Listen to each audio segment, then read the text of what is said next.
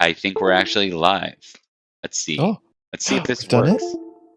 Oh, We've done it? Twitch is changing. All right. Y'all let me know if we're up. Is live. We are live. Hi, everyone. Welcome to our totally professional stream of Pendragon, the Great Pendragon campaign. You will notice a new face on the screen. We have with us the one, the only Zack, who's about as much of a digital ghost as the rest of us. So welcome, Zack. Hello, Oh, thanks for goodness. having me. Yay.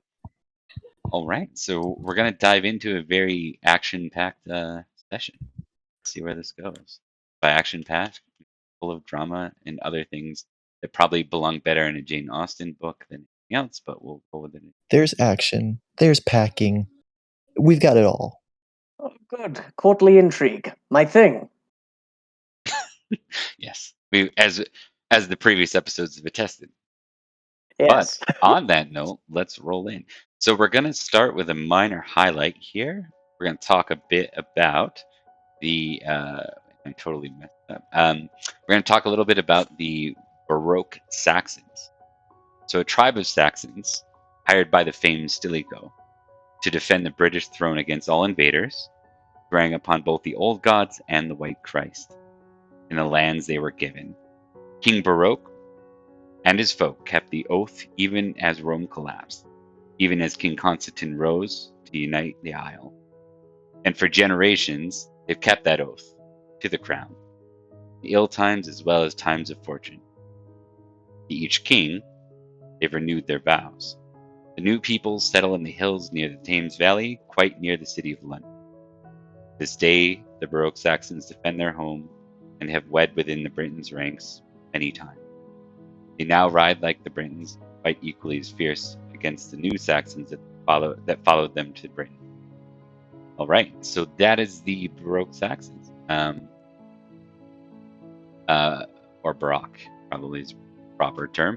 Baroque is closer to the other side of Silchester, so basically your neighbor's neighbor, for those in Salisbury.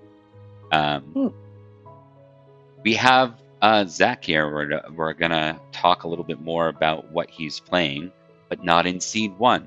In scene one, we're gonna go to Florence, and with Florence, Pagan Wolf of Stone's Keep, your sire, your knight, the one whom you serve. And for some reason, my camera's up. Give me a sec here. That was working. Hey, I'm back. There we go. Welcome back. Okay. Let me just make sure that's not going to be an ongoing problem. Sorry, guys. It totally is. But went wrong. Perhaps I did the technical difficulty dance too early. But in fairness, it Or- seemed to work at the time. Potentially, it was just not enough vigor to cover two technical difficulties. Perhaps if you do it with more oomph?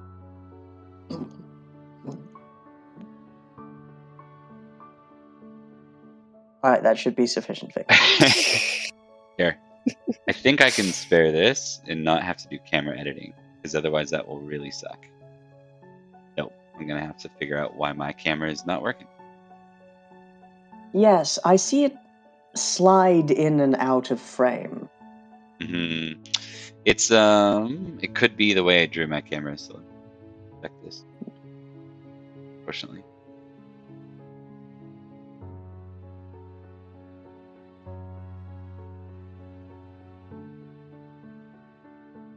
This is the first time we see Florence. That's gonna be cool. I know. Yes, it is. Very excited. I'm so sad that this camera's not.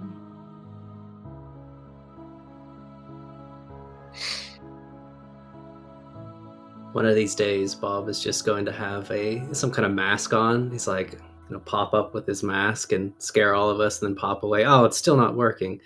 What's going on? I believe it. Sounds like me. Classic me. Okay, apparently I'm not going to be able to make screens. Let me try one quick.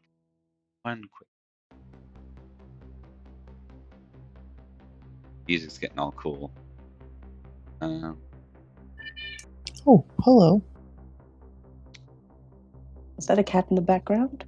There is a cat in the background. His name is Monty, and I'm a stranger, and I'm in his home. So Oh. Pet him Please for make me sure to and thank don't Monty die. for. Yes. Do make sure to thank Monty for allowing you to be there. of course, thank you, Tribute. Monty. Taking Tribute you is in. necessary. I gave him Yeah. a Must pay little rent piece. in blood or in money. He had a little bit of mac and cheese earlier, so That'll do. Mm. thank you, Monty, for allowing me to conduct my business in your home. Oh, he's moving. All right. Okay. So I think I'm on a roll. Let me just see if I can quickly do.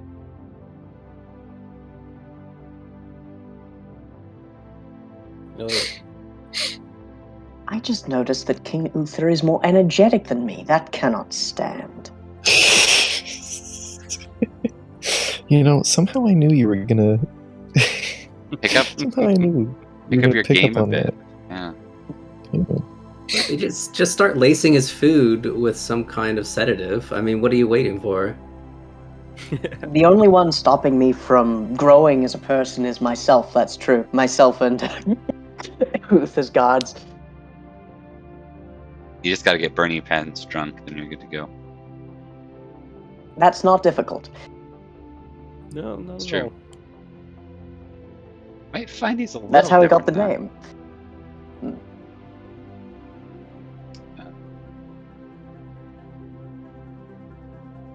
Where's that frog emote?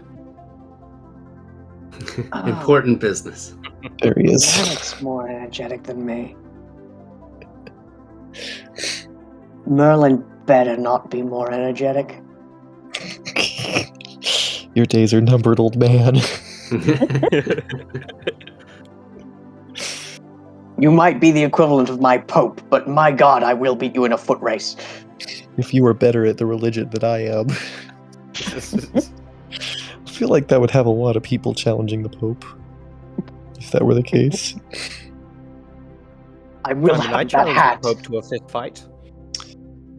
He didn't reply. While we're waiting for Bob to test stuff, do you guys want to hear the Birdman story?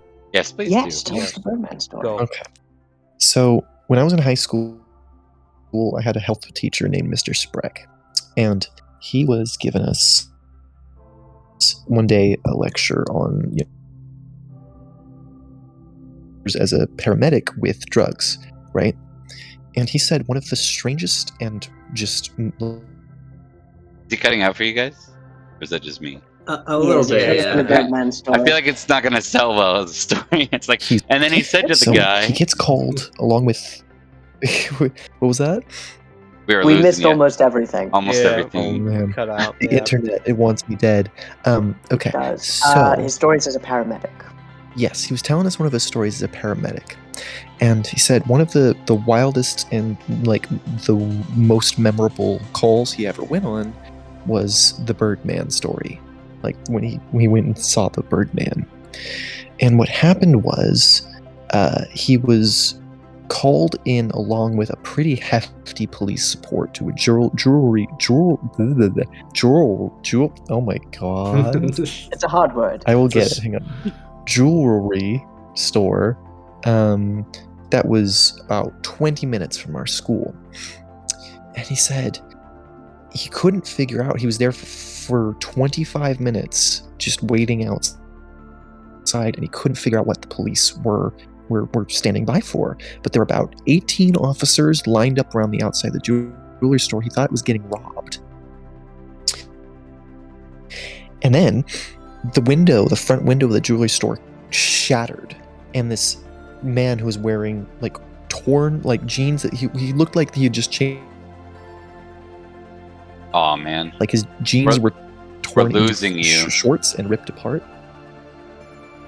We are losing you a me? little. A little bit, but I think Yeah, I we got get the Yeah. What was the last thing we got? ratty clothing, shattered, the glass, torn jeans. Yeah, he's wearing no shirt. His jeans are torn like the Hulk. Like he's just turned them into shorts, and he's he stands up on the windowsill and he flaps his arms and he goes, "Caw-caw!" And all the police kind of stand by, and then he turns to the side and he's got a shard of glass through him that is like easily almost half the length of a car just sticking out of him. And then he turns and he goes, "Caw-caw!" And then he ran off and the police had to try to chase him without killing him with the glass. Yeah. And the story is that once they ended up testing him, he had like a shit ton of PCP in him. And for whatever reason, he was, at that time, the Birdman and immortal. No pain, no nothing, just pure adrenaline. Reject Yeah, that's- monerity. Return to bird. Yes. Told you, you can't trust them reject birds. sobriety. Exactly. We had a whole plot line about it Yeah, in a different game. I mean, come on, the birds. The secret to, I think, becoming the Birdman ascending is 1, self-confidence, 2, gallon of PCP. Yeah. You put those two together, you got the Birdman. Sounds about right. I mean, realistically, you may not be able to solve every problem well with those two things, but you could probably solve every problem with those two things. Yeah, you could certainly approach To every problem with a confidence point, and yes, PCP. yes. All right. So whatever's going on, I just can't use that window tonight, which puts me down to 1 monitor. That's super good.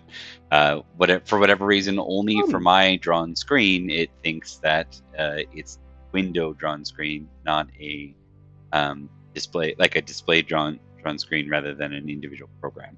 So, and I rebuilt it and it did the same thing. So I give up. We'll figure that one out later. We got it working. So we're gonna cut back. Welcome in here. back to our professional Pendragon stream. Well, someone do me a favor and earmark this time, and I'll make sure that it goes in the really start at this point kind of timeline here. All right. I do have to pull. 12 minutes in. Perfect. Thank you. All right. Let us begin. So our very first scene is in Stone's Keep, and it involves Sir Edward and his sire Aegonwulf.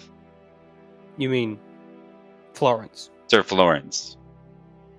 I'll be doing that all You night mean because you guys are Squire playing 2 Florence. people as well. So. Yeah. Yeah. So for Florence, the 2 of you are riding back to Stone's Keep. Which is where Aegonwulf is a household knight. And as you ride in, maybe we'll just kind of get used to Florence. We haven't seen him on screen. Why don't you give us a description? Let us know what he's about. All right. Well, I think as he comes on screen, there's like a moment where you can see the golden hair that he wears on his head kind of flowing behind him as he's riding behind his knight. His shining blue crystal eyes just seem to dance in the sunlight. The lithe, handsome, yet somehow strong figure just making his way forward towards the fortress. Just so people are aware, I made Florence with the specific intent that he has the highest appearance possible. So he is a handsome boy. Perfect. I imagine it very much like that scene at the beginning of Shrek 2 with Prince Charming as he takes the hairnet off and just like that. Makes sense. All right, and maybe to be fair to the audience, I will show Aegonwulf for us. Your sire is pretty much in every way, shape, and form a Baroque Saxon. He's definitely got the appearance of a Saxon, complete with the beard and the hair, as well as the armor of a Saxon. But he is there's something a bit different with him too. There's that air of being Cymric as well. He's a little more cocky. He's a little more jovial, and he likes to jest with Florence quite a bit. So as you reach the castle, a servant runs up to the both of you, and he says, Master Agenwolf, I have a message from Silchester for Florence. And he turns to you at that point and says, what did you do this time? I don't think I did anything wrong this time. Hopefully not, at least. Please, good sir, what exactly is it you have to tell me? Oh, you honor me, my lord. It seems that you're due for the city of Levkamangus. That's what it is. You've been summoned for a matter of arbitration, and he's like struggling, and you can see there's like a little like notice in his hand. Agenwolf says, "Here, and let me see that." He lifts it up and he goes, and then he leans over to Florence and says, seems that bastard brother of yours might have gotten into some trouble. Oh, I see. Oh, how unfortunate. Oh, poor Edward. He always manages to get himself stuck in unfortunate situations. Oh well. If it is my duty to go out there and do as I am to do as the soon-to-be lord of my house, I will do so. So long as you permit it, Lord Agenwolf. Yes. And with all the formalities. There you want to go. That's fine. And with that, he turns to you and says, we should ride right away. It suggests we be there in a fortnight. Yes, of course. In which case we shall be off. Right. Looks Go ahead. a little bit of concern appearing on his perfect face. Slight unfortunate mark that brings like a deep soul to his character. And I never did switch for the audience, so I'm just going to do that real quick. Here is Agenwolf. I think I can blow. This shows everybody. Go away. So Agenwolf is right there. Yeah. Right. On to the next bit. All right, so scene 2 on the screen comes up place clearly in Salisbury, but in a place you have not seen from first-person perspective before. The title reads Newton Manor. Okay, so this scene starts with Edric, where he's being squired by Sir Merrick, the brother of Sir Gareth, who leads... Gareth. Indeed. Sir Gareth is the father of Sir Jiren, and he is still alive. Oh Lord! Indeed. Oh boy! Get ready for medieval naming, because we're going hardcore on that stuff right now. Everything's gonna rhyme and sound really close together, and don't worry, because if you think that's your only chance at seeing a Jareth or a Gareth, let me assure you that before we're done with this campaign, you will see many more. It's this way in England from the days of antiquity to like 19th century. You have John Murray, father of John Murray, father of John Murray, father of John Murray, and then he had a daughter named Mary, and then didn't have any more kids. All right.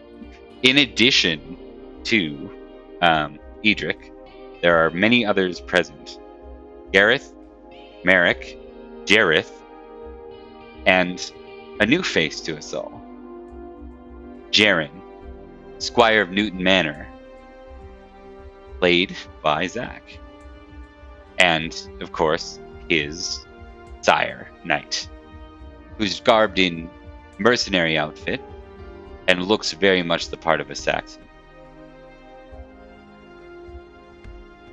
So we're going to cut into Edric here a little bit. You can kind of count the summons, the whispers here, they've already been going. Something's going on, and it involves Edric's house. Doesn't sound good. As he's squired in Newton Manor, there's a discussion to be had. So you're before the Lord of the House, which is Gareth, and again, your actual sire himself is his brother Merrick. Indeed. All right. Shall I describe? Yeah, why don't you go ahead? You're the star of this scene. All right. So, the difference between Goratrix and Edric is nearly like night and day. Goratrix is the largest a Chimeric man can be, rippling with muscle and more comfortable in armor than he is without it. Edric is a creature of the courts. That's not to say he doesn't have the same kind of blood. He has size 15, so he's a larger kind of person, but with his sharp cheekbones, with his, ebony black hair, and his appearance of 17, so not the highest it can be, Edric is like a dandy, if he was a competent sword fighter and nothing else. If he is not on the training field, he is more than happy composing poetry and listening to the whispers of court, and receiving missives from his cousin. Most of them involve asking him to burn Newton Manor to the ground, which he has so far not done. Yes, this is true. It turns out, for whatever reason, Goratrix doesn't like the house. There is one other. I don't understand it personally, but right. There's one other figure here that I'll introduce, and that is that mercenary knight. He is the sire of Sir Jiren. But why don't we hear more about Sir Jiren, because I think that's the. Sure. I wrote a little physical description. I'll just read it off and then get into some other stuff. But Sir Jarren, this young squire is tall and well-muscled, with a frame that's strong and straight. His stride, even though we're probably riding horses right now, is proud and noble, and while he may be very clean-cut and wears pretty nice clothing, quality clothing, the calluses on his hands reveal a practiced warrior. He has long, dark brown hair that falls to his shoulders and frames a rather serious-looking face. To put it simply, his jawline could cut stone and his eyes could bore a hole through it. In more formal settings, this overly stern look is worn pretty much at all times. The only thing out of place on this regal appearance is a pretty simple necklace that hangs from his neck that has a dull amber bird's wing on it. And on horse here, as we're traveling, perhaps it matches, because he does have he does travel with some equipment, as squires do, especially for their sire. But he also has a hunting falcon, which he is very close with. And, it has its leather hood on right now, so it doesn't go flying away hunting after stuff. But it's in the back and being carried with the wagons, I suppose. Riding along at this point, he seems very, very giddy. As giddy as he gets, he looks like he's very much looking forward to getting to our destination. He's giving glances towards his sire every so often, towards the people he's traveling with. Normally he's not so attentive, but it's a big time for him. And Blackwind, the big Saxon, just sits almost bored-like with his arms folded over his chest, almost appearing the part of a wallflower, having very little to do with this house beyond the pay. A little bit of insight into Newton Manor. They are master stewards. That is what they're known for. And with that comes wealth. One thing they have on houses.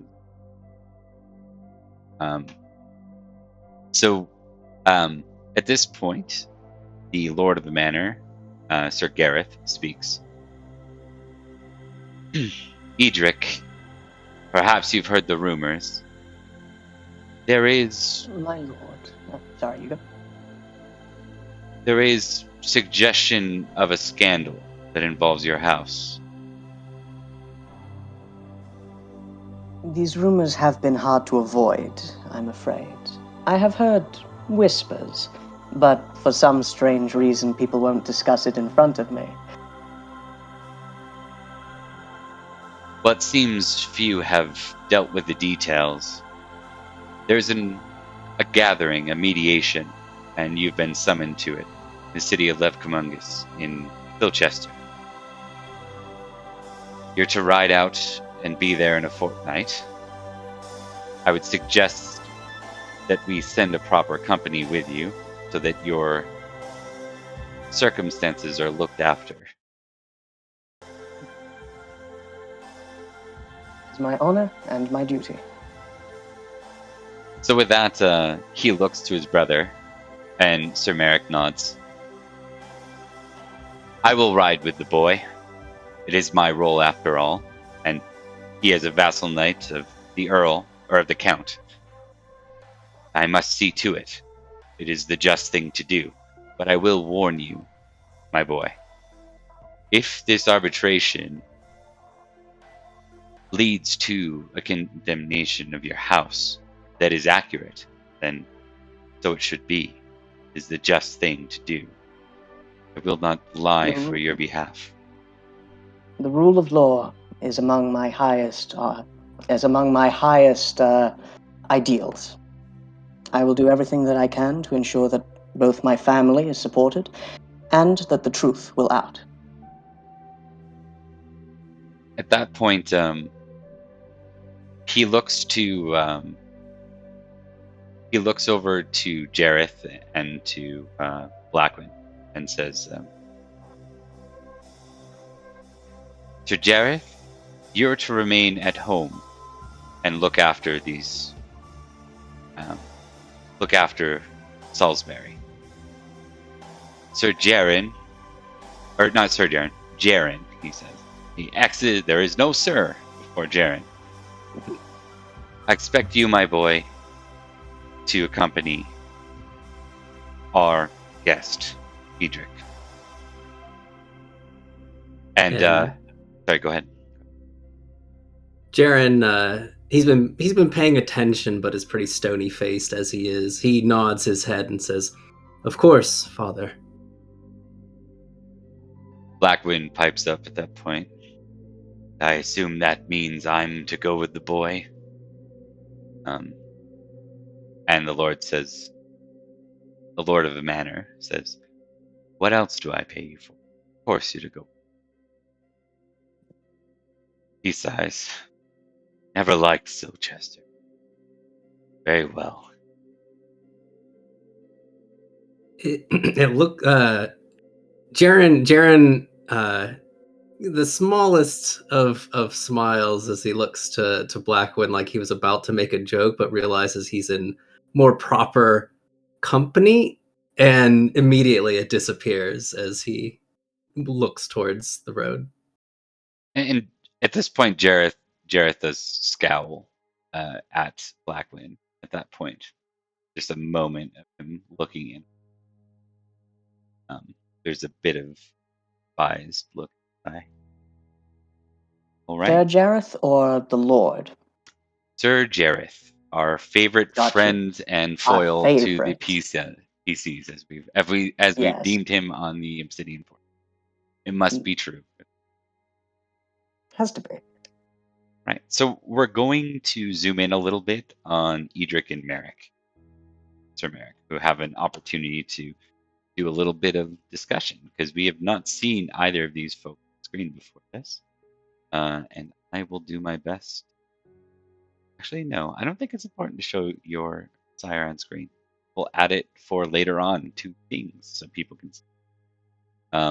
Safe to say he's a well-groomed man in his late 30s, early 40s. He is known to be very just.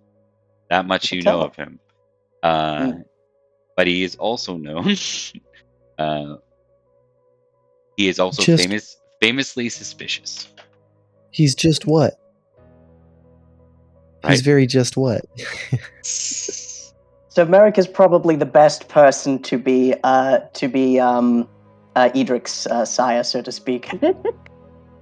Or the worst, depending on how you think of it. So at this point, it's kind of like you're readying your saddles and such.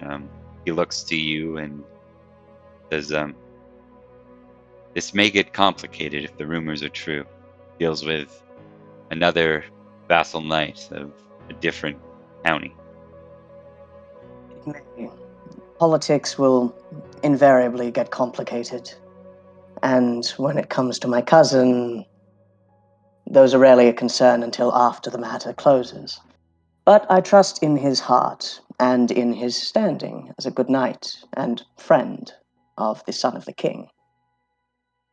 I am certain that justice will be done, however it may fall.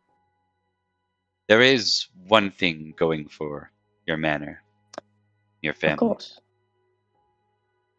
There was no admittance of the crime by the maiden pregnant.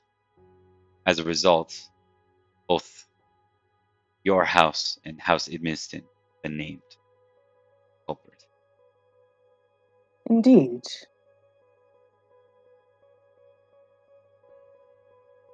Well, I'm certain between the two there is, well, wasn't that castle raided by Saxons not that very night? Are you suggesting that one of them was taken? I suggest nothing, for it is not my place to determine. I'm simply saying that it is an option. One that involves two knights in good standing did not soil their oaths. We shall see what actually happens when we get there. I'm confident, like you said, that justice will be done.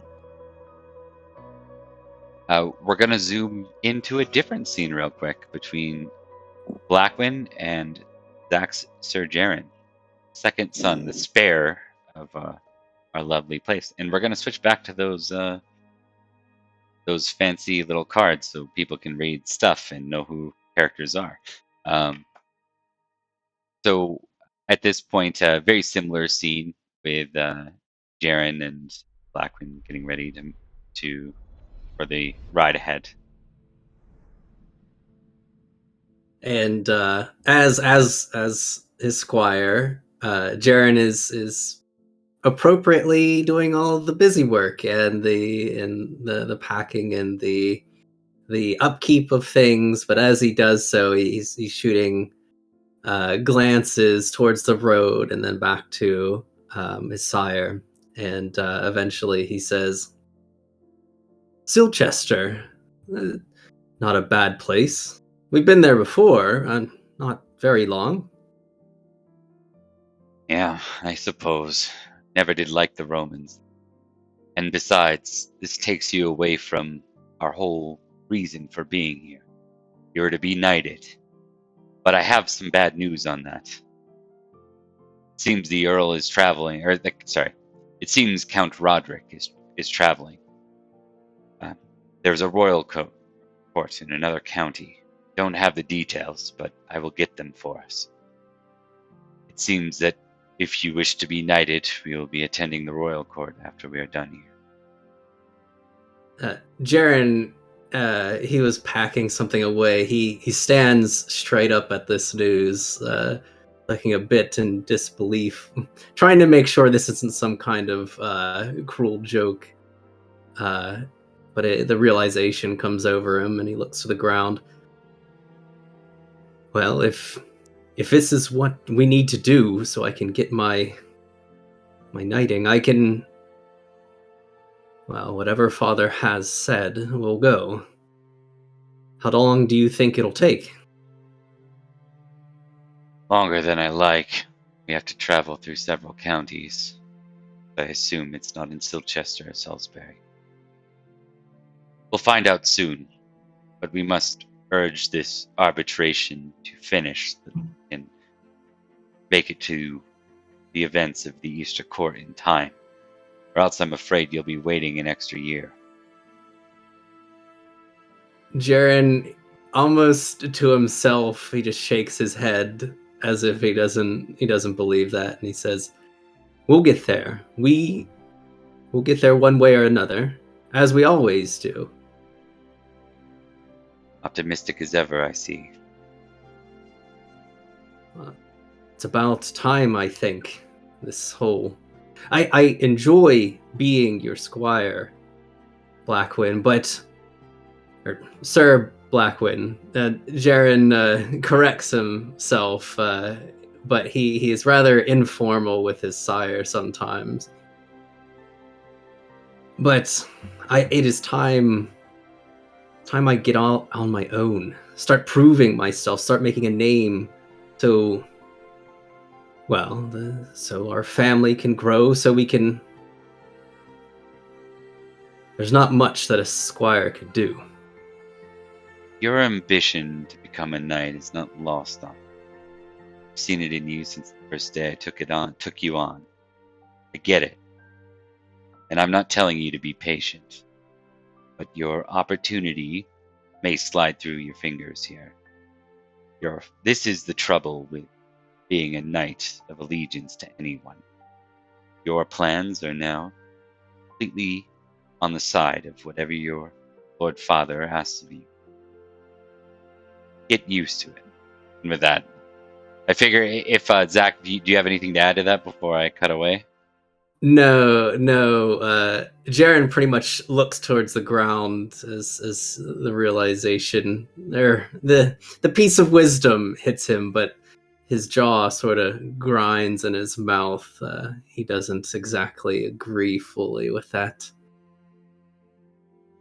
Perfect. So we're going to cut to the next scene. In this scene, just making sure because we've had him radio silent this whole time. Liam, are you present? I am indeed. Perfect. All right. So this scene starts with Jarren and his temporary squire, who's not Goretrix this time. It's a Sir Brinley. Sir Brinley, I like that man. Yes. Brinley has been asked, as Goretrix is busy with something else and purposefully not allowed to ride to this. Brinley has been tasked with being your temporary squire by Count Roderick. Sire, not squire. Yeah. And the two of you are, you've reached the courtyard of Lovecamungus.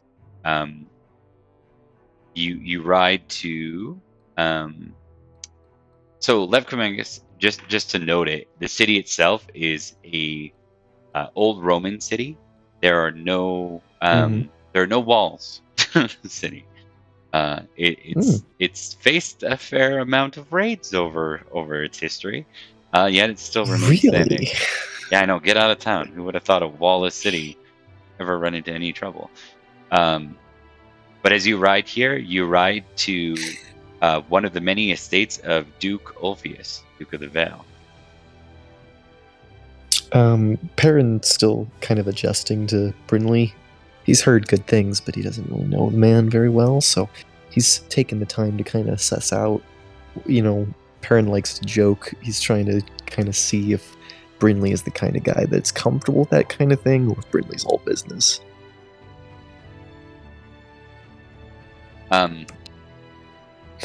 He leans in at that point, Sir Brinley. There's a sense of worry on his face as you near.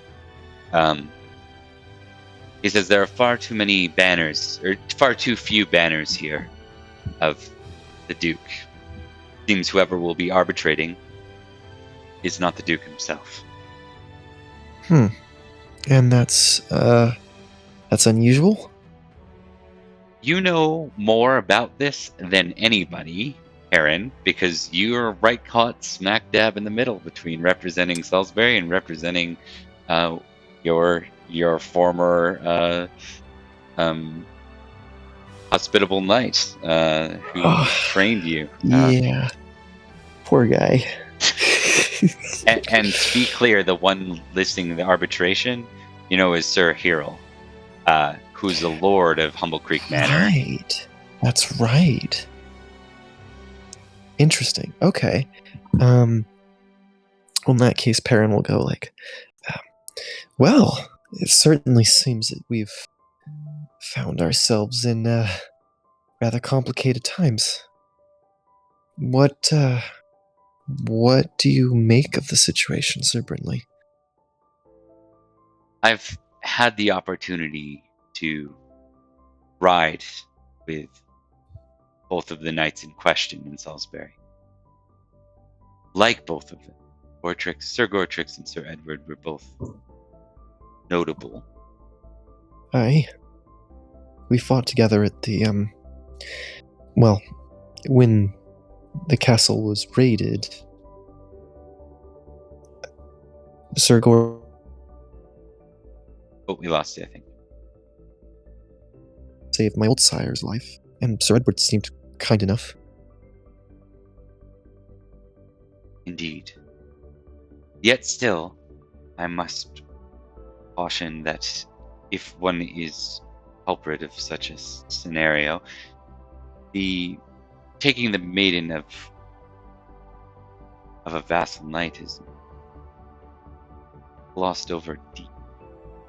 It could warrant additional action. It is important that we find right mediation here. It is important that these knights are called upon for their honor or their sins, whatever it might be.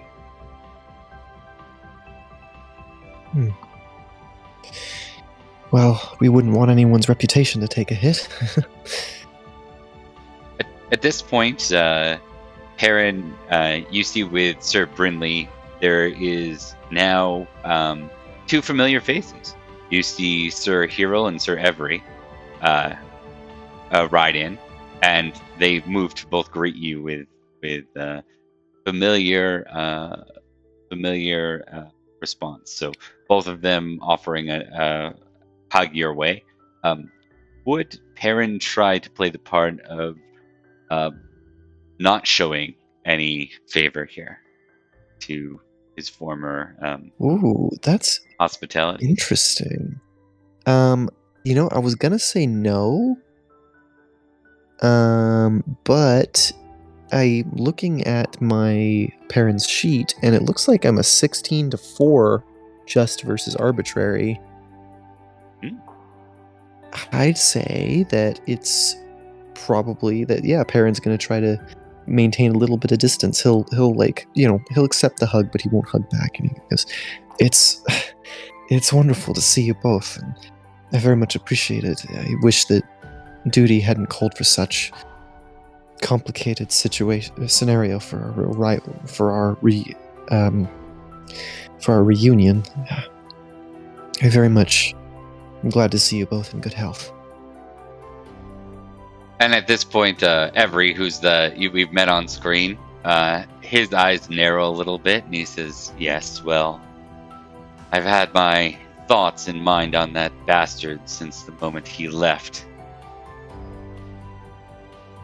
We'll see if he's the culprit or not. Words certainly suggested it." Perrin kind of cocks his head and goes, "You mean Sir Edward? Did he leave so foul an impression on you?" Don't think it was by accident.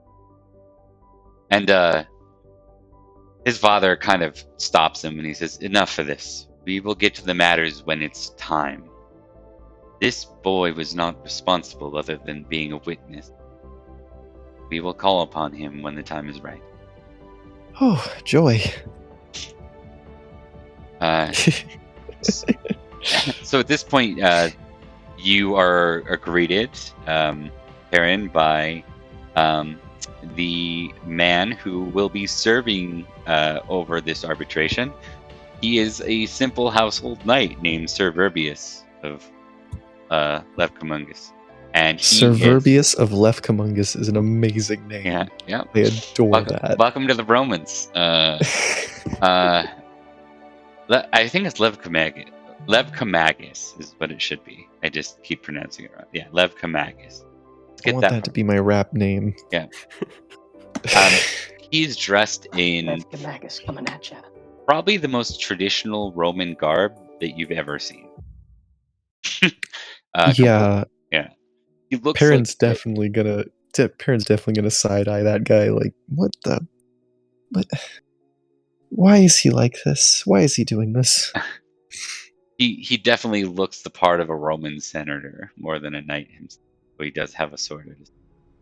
And no, it's not a gladius. It's actually a knight's sword. So, we're going to usher. So Lev Kamag or Ambrosius does usher you in, and it's not long before the second group arrives. In enters Florence and Sir Agenwolf.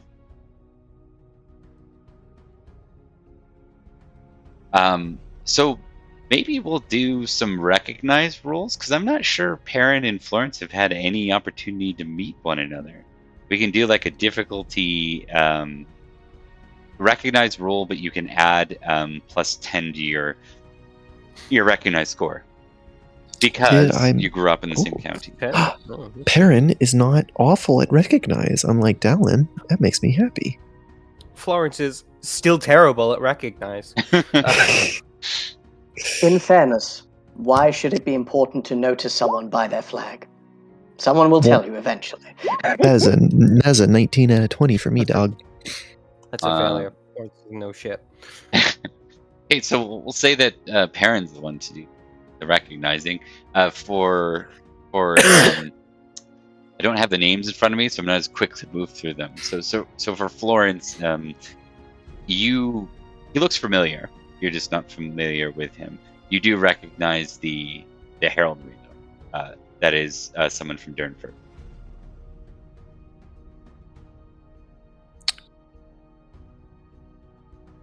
Perrin. Go ahead. Perrin will definitely kind of bounce his way over, and he'll stride up and go, excuse me, sir. I can't help but feel that your face is familiar. We've met somewhere, haven't we? I would agree.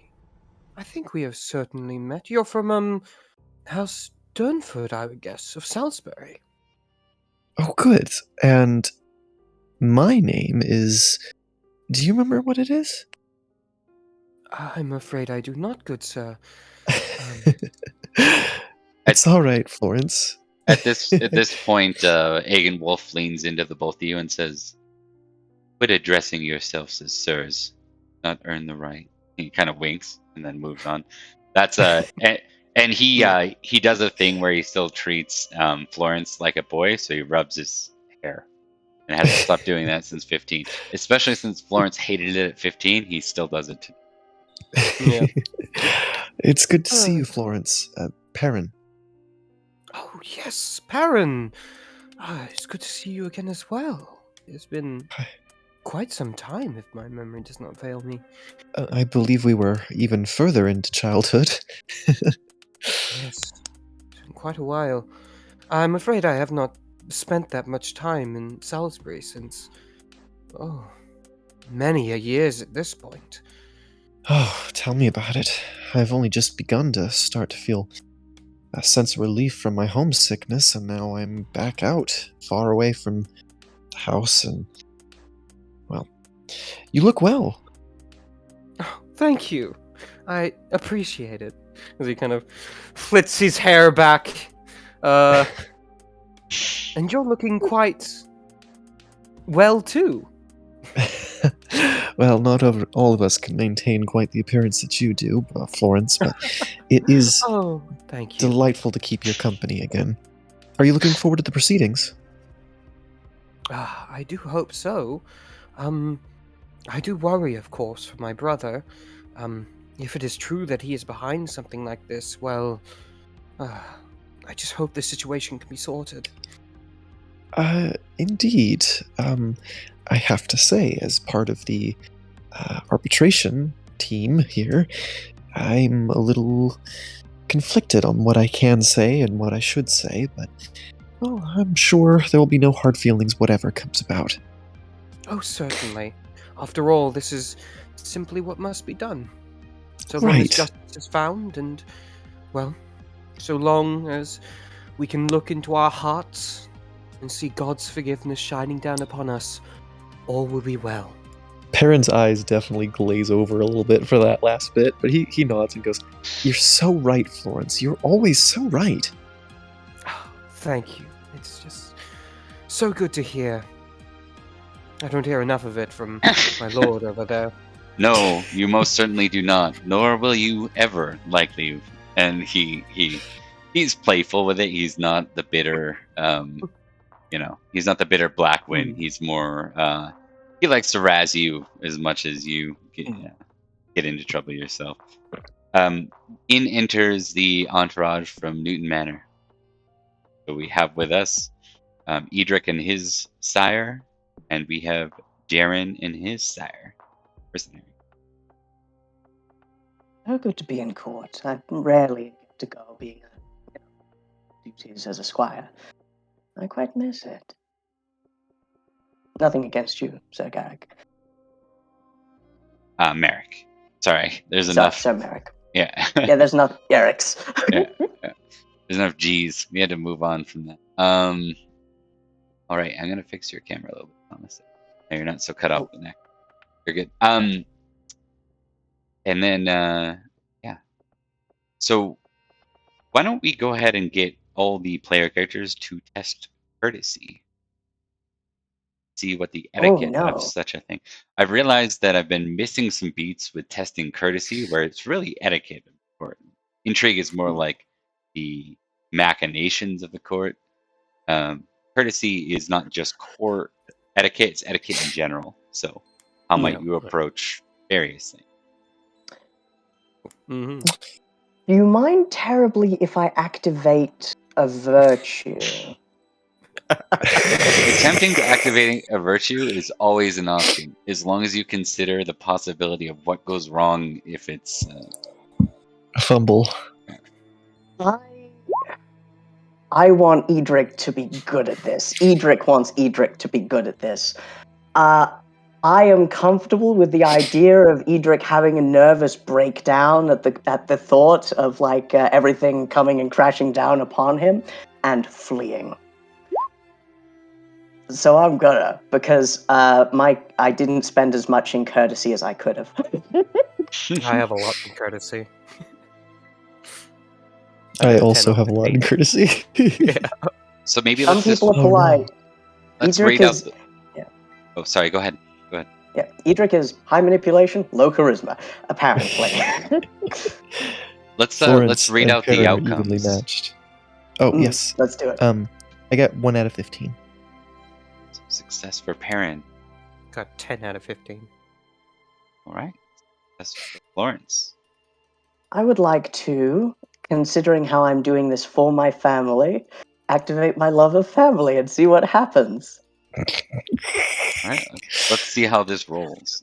I know Really well. this isn't something you should say, but I kind of hope you fumble. I kind of hope I fumble too. Let's do this. Okay, that's a success. Hey! All right. And Edric loves his family just like Gartrix does. let's get Jarren to test too, because I've got a good idea if he fails it. Oh, courtesy. Okay. I believe in you, buddy. Oh boy, where's it at? That's Roll okay. them cute little Saxon dice. Yup. My family is significantly less racist to Saxons, so you're all good. There's no rule for racism at the moment. Not yet. It may come. Because Edward's not there. All right. So, Jarren, what you've managed to take away from this whole affair is it's not moving fast enough, because you need to be knighted, and this whole thing is getting in your way. You've been here for at least 2 hours greeting people, and you're ready for it to move the hell on. Yeah. Slowly, Jarren's face goes from a stony passive to an irritated, brows down, just staring at people if they're not doing what they should be doing. As a squire, do you really do anything other than squire things at these events? Typically not, but I think because there's so many squires present, it makes good sense that we'd have a moment, especially because you're a guest and we have the PCs here. I think I'd like maybe there's an opportunity well the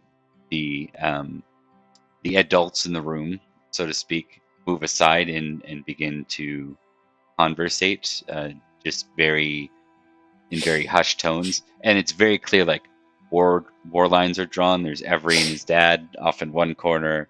There's and fair enough, it's Every and his dad and our lovely Roman friend, the arbitrator, are on one side, and then Salisbury is on. For me, I rolled 17 of 30 and I failed courtesy. I like to think Edric just looks a little too hungrily at everyone. Fair enough. What is Edric's like at this stage in his life, because he's not even knighted? What is his driving motivation? His driving motivation is to get the skills that he needs to be a good lord and to otherwise comport himself and his family to greatness. He is very much a true member of the Winterbourne Stoke family. So high intrigue, they are gossip and rumormongers, and through that, they do their best to make sure that the Winterbourne Stokes are the best they can be at the time. Edric. Edric wants to be the best that he can be for his family and for his country.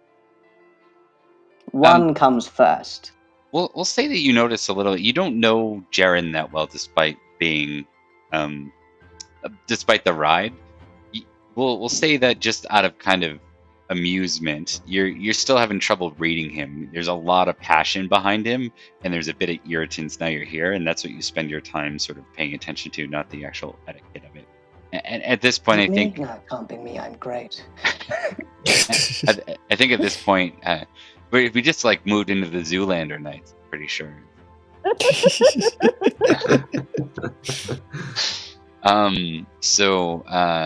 We're gonna leave the four of you because I want to see some interactions on the screen. All four of the squires are left. Name, Zack? I can't remember. Jarren. Jarren is pretty much just crossed his arms and he's leaning against a wall right now, watching not so much the squires as we're gathered, but watching the so-called adults in the room, just waiting and fuming. Sorry, you go. Oh, thank you. Perrin kind of leans over to Florence, and Perrin's been kind of eyeing this guy for a while, and he goes, "Florence, do you know who that one there is? He doesn't seem familiar to me, but my, what a strange manner about him." I would agree. Though I think I might have seen that sigil somewhere before. The heraldry is familiar. Oh well. It is kind of strange how the two of them are acting. It seems as if they might have forgotten themselves and the procedure of which we are supposed to hold ourselves. Oh, how dreadful for such a place like this. Perhaps we should help them out. No, definitely, you're right. After all, it's the neighborly thing to do. And Perrin and Florence make their way over. Okay. As you're making your way, Edric kind of sidles up to Jarren and says, "They are taking their time, aren't they?" They damn well are. And Jarren says this as he stares, almost not realizing he's talking to somebody. And he steps off of the wall and he looks over. He is quite tall, and he looks, I'm guessing, down a little bit. He becomes a much more formal, and he says, I apologize for those words are not proper for this." No need to apologize. I read it on your face, and I think much the same way. I do suppose I have a bit of a bias in this situation, of course.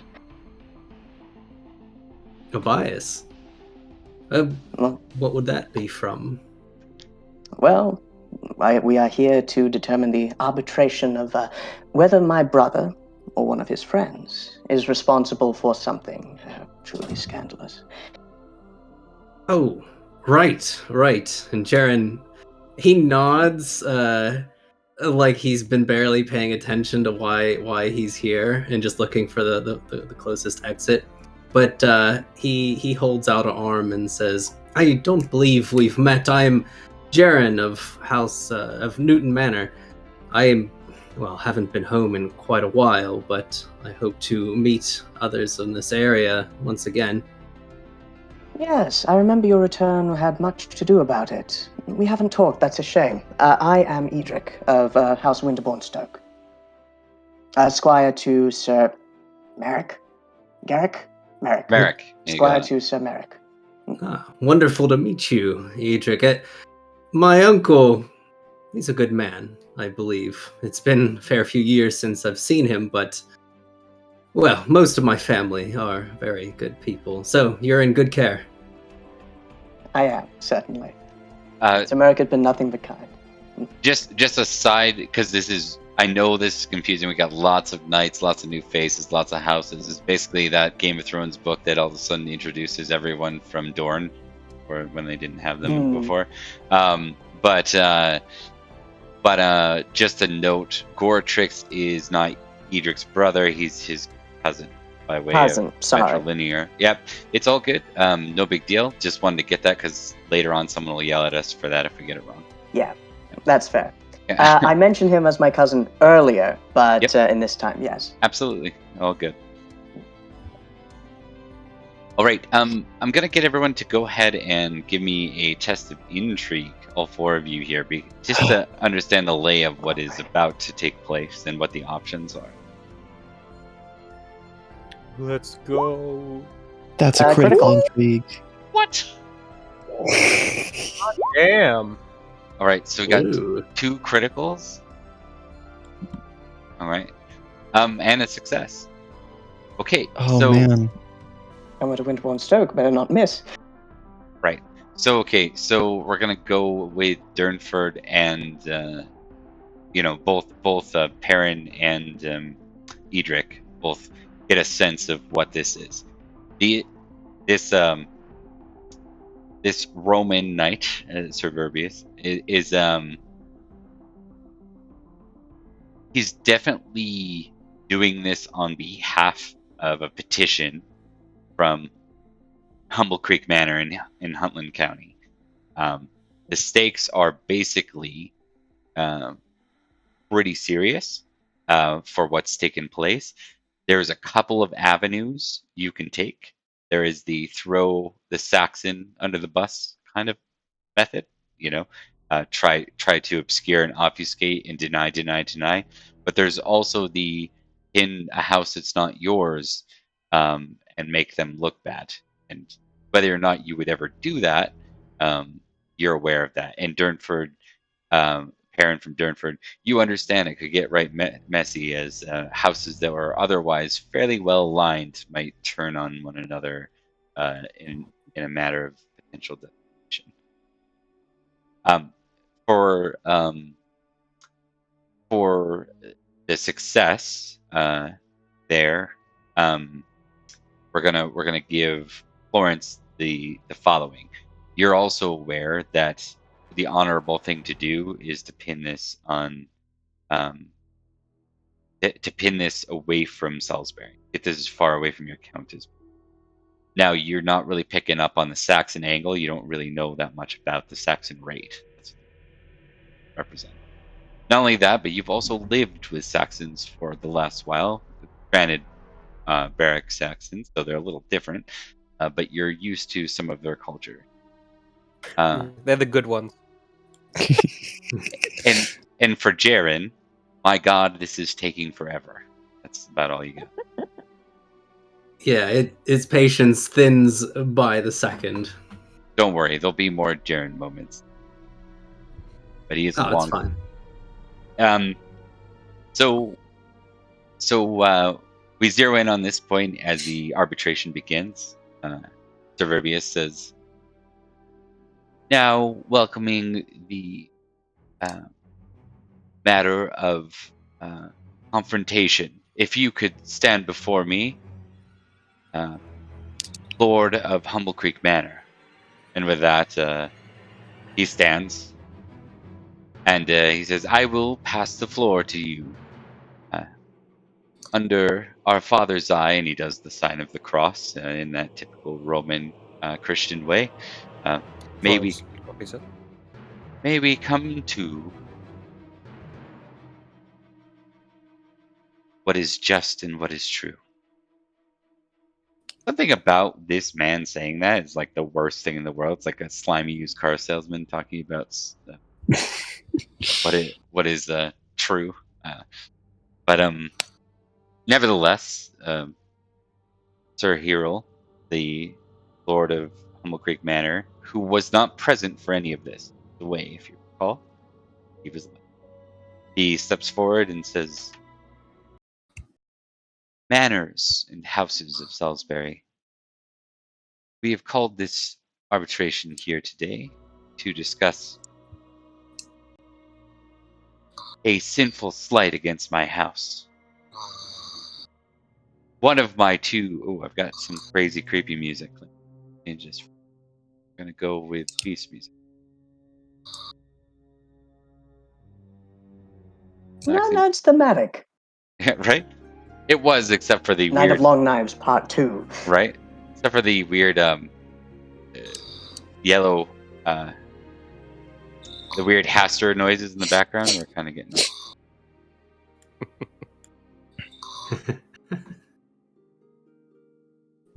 All right.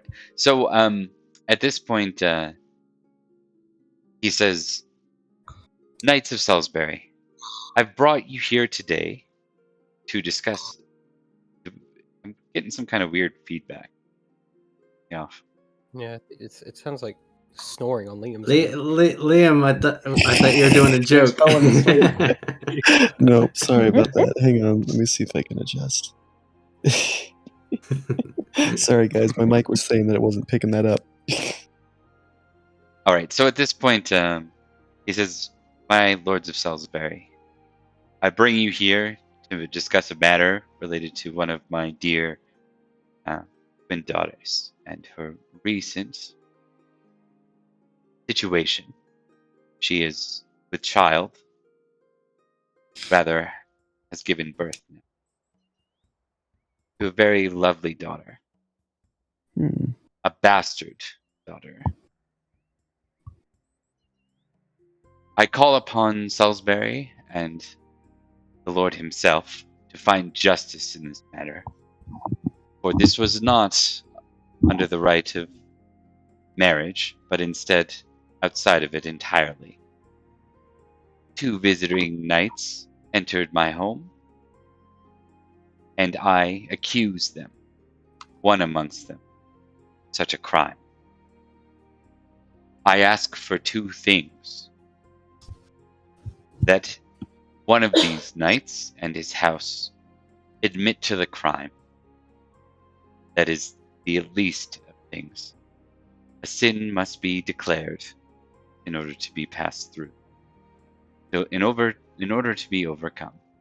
And the second, I demand that they do the rightful thing and take my daughter's hand in marriage, with no dowry."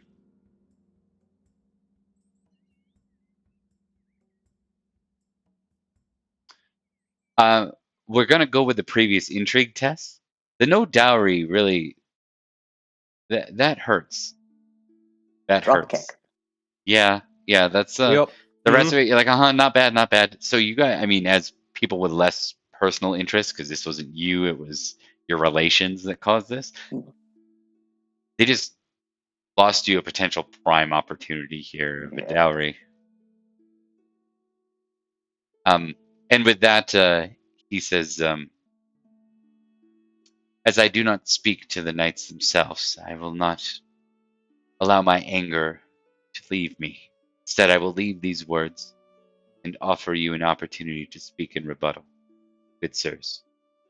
For that he bows and kind of steps back.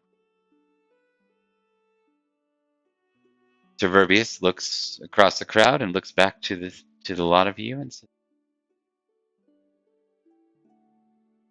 "Young masters of the manors accused, you've heard the accusations? I have. Do you wish time to speak within your gathered parties?" If it would please you, I would gratefully take that. There is so much new information, so much that needs to be talked about. I would I cannot agree. countenance either of our families performing this act, and so we shall speak. Indeed. It would certainly be good for us to confer before a proper hearing. Sir Every looks to the one wearing Idmiston's pieces, and he shouts out from across the room, which is rather breach of etiquette. He says, "The bastard was responsible. He all but admitted it." My dear sir, I would ask that you please refrain from such outbursts. After all, there is no way to be sure that it was indeed my brother that was behind this. A bastard he may be, but he is a knight, a man who conducts himself with honor above all else. Sir But I Verbius, forgive I you ask for your you. Sorry, you go. transgression. But however, as a Christian, I do forgive you for this transgression against my house and name. Oh no. Inwardly, Edric says, just goes in his head, nice touch. But outwardly, he says, as if pleading to Sir Verbius, Sir Verbius, I ask that you discount that outburst. He is obviously very close to that matter. Obviously referring to Sir Every. He Sir Verbius says, "So long as we can keep things civil here and come to a civil agreement, do not have to arbitrate. Should the matters not be solved by the end of this, then a trial by combat to the death. Only way." And again, inwardly, well, Gortrix wouldn't mind. In But Florence's mind, it's, oh no, death! Perrin will speak up and go, I surely hope it doesn't come to that. After all, we can all agree that everyone in this room is at least wanting to avoid that ultimatum. So perhaps we can find the most peaceful and most honorable solution to this crisis. Yes? indeed, and the most just. We are all servants of Locris, after all. Sir Indeed. Blackwin goes to whisper, but he's far too loud, and he catches it at that moment where the court's silent. When there's mention of we'd like to avoid death, he says, "Not me, and we'll get this charade over with and move forward." And as he's saying that, Jarren has been knocked from his stupor against the wall. The talk of fighting, dueling, death. He actually perks up. He's looking around. He's paying attention to the conversation and then the debate for the first time. He doesn't say anything. It's not really his place right now. But and so I just want to check in because this is totally possible. Would you have called for additional support from your uncles, either, from your uncles, either of you? Like, I forget their names offhand real quick. It'll come to me in a second, but we have Baldric and the other guy. Yeah. Pick up the They other both guy. they The both other start with a dude. B. They both start with a B. Yeah, they both start with a B, and they both kind of look like Littlefinger. Bledick? I think it's Bledick. Bledick. Yeah, Bledick, Bledick and yeah. Baldric can be here. Yeah, absolutely. If Edric thought it was necessary, after all, this all stays in the family. Does Edric think it's necessary? I guess that's what I'm asking. No, he can handle this. No, okay, then he is not. What about Florence? Would you have called on your uncle? I think he would, but mostly in like a way of support and perhaps providing advice if needed. But Florence doesn't see a necessity right now.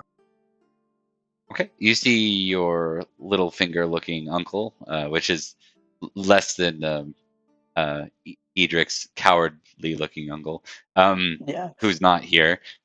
Your little finger uncle is just sitting there, kind of rubbing his goatee and watching. So, Florence, was it? Let us speak of this matter somewhat privately.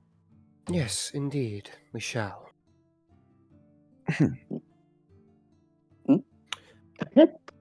Perrin, would you Oh. like to join us? Oh, that would be wonderful. Thank you so much for inviting me. And what about you? And he looks over to Jarren.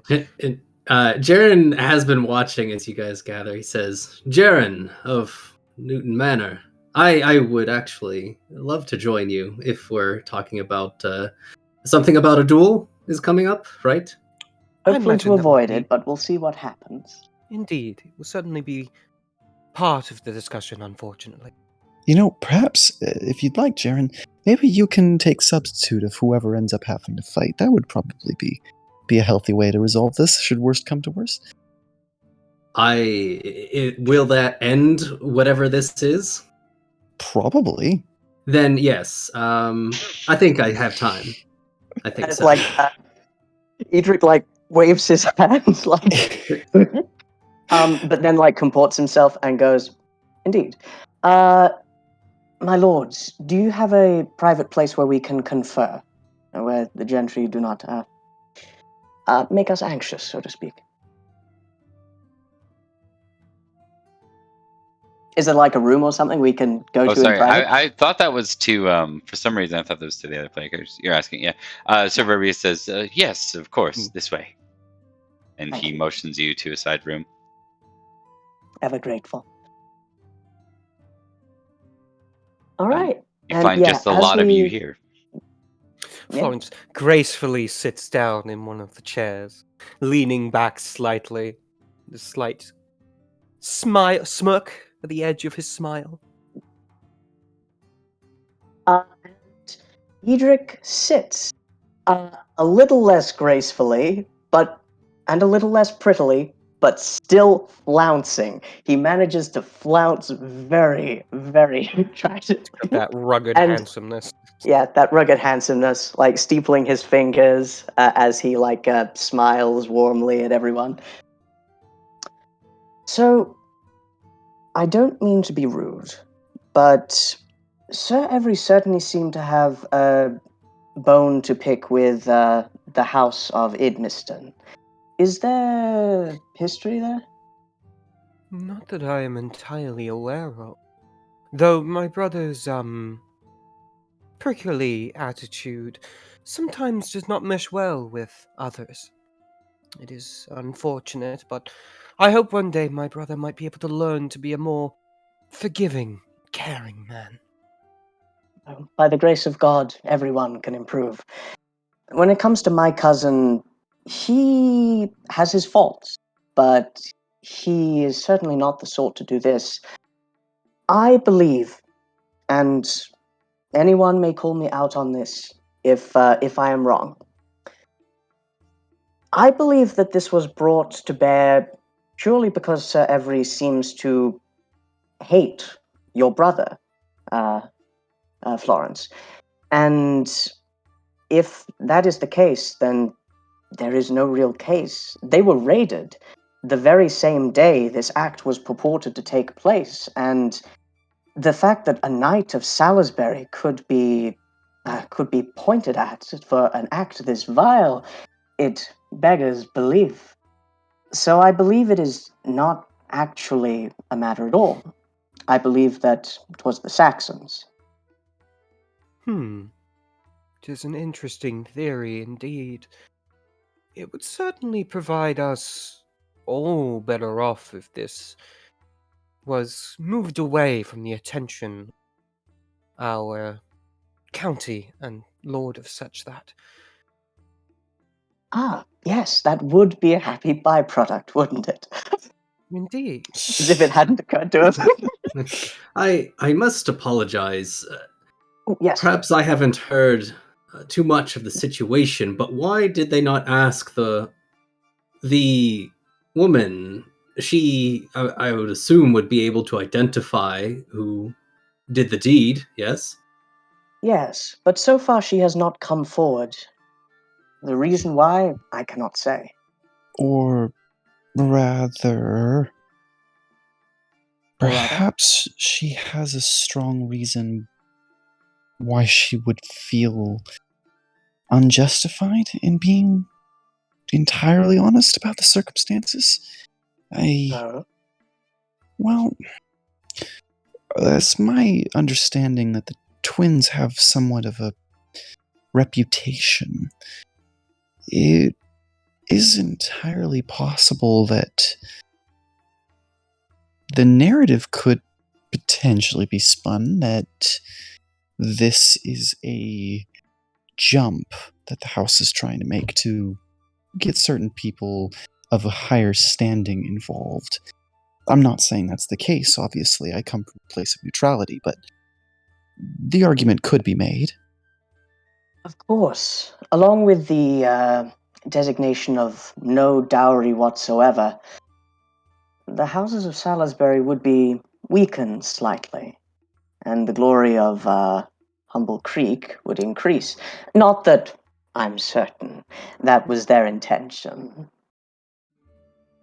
In all earnestness, that specific notation to their accusation does seem to be somewhat hurtful to their own argument.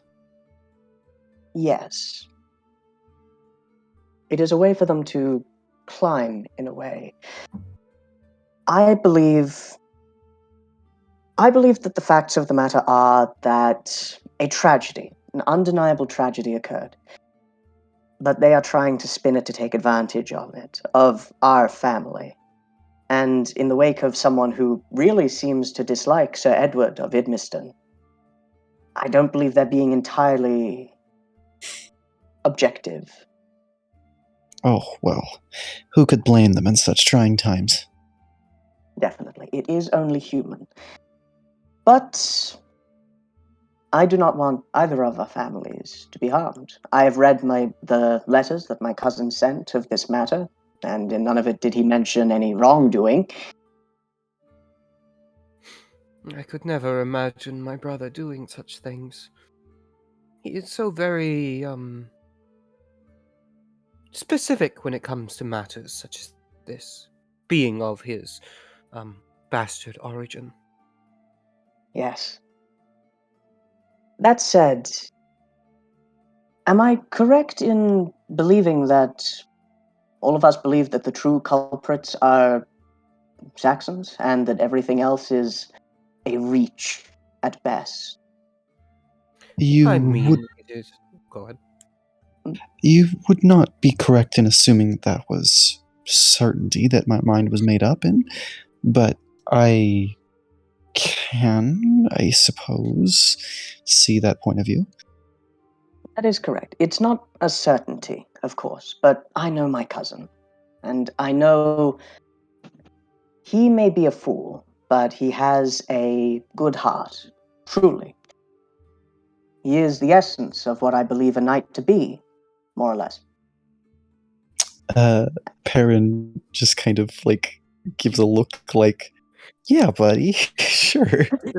Florence will, just kind of go, if I'm not mistaken, though, I'd heard rumored that your cousin was a pagan.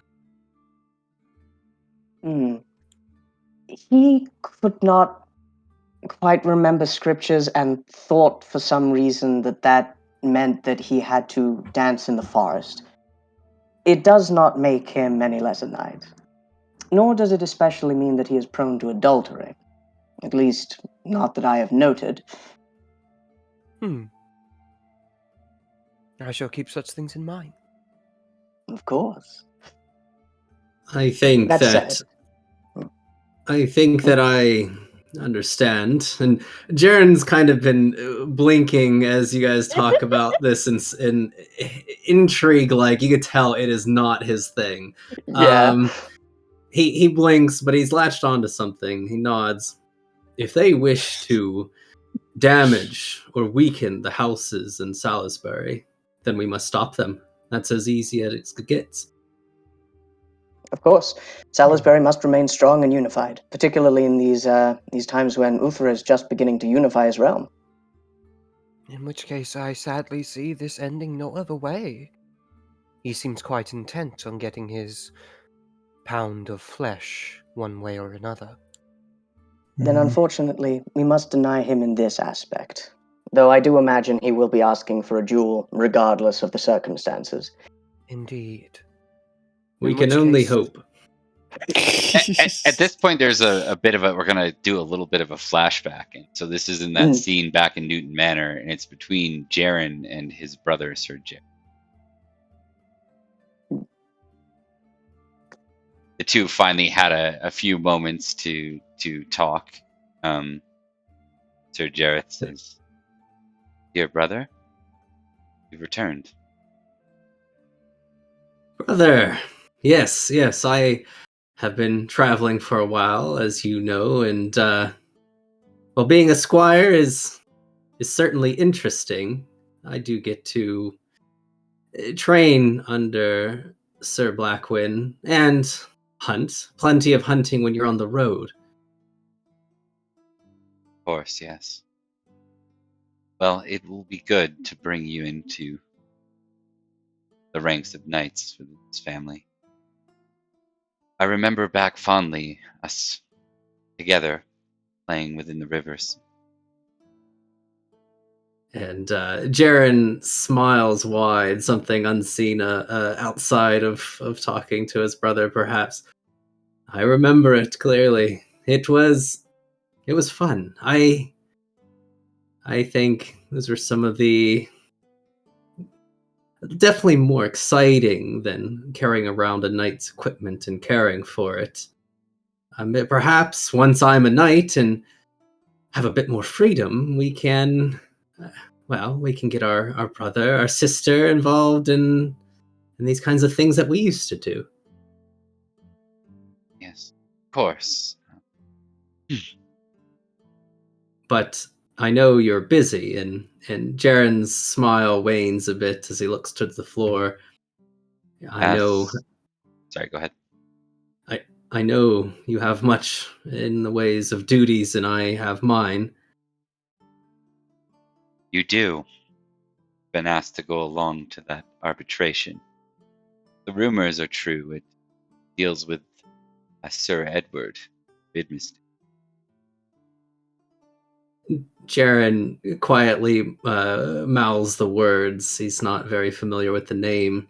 Yes, I hope it doesn't take too long. This is getting in the way of. But yes, I have been told to go.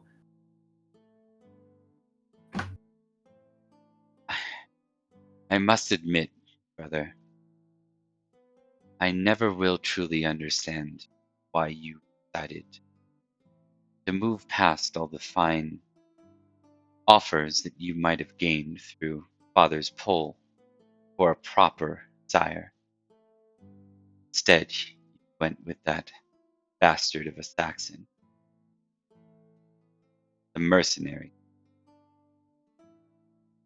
And there's a little twinge of dislike in that tone upon Jarren's face, but it clears quickly. He says, "Well, Jareth, I think that he is competent.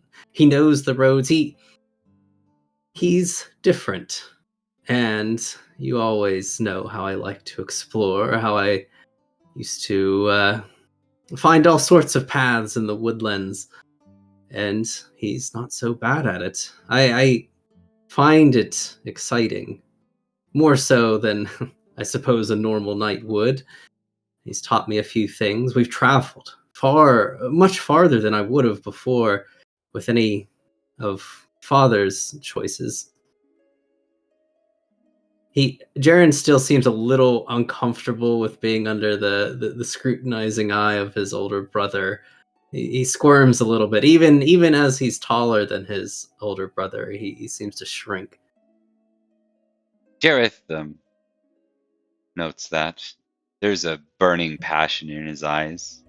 Says, "You are almost of age, and I will not see you again before you're knighted. So allow me to pass on this wisdom to you. Bastards like that one have no place in the world. They prey upon it. They devour what is brought before those deserving. Like scavengers.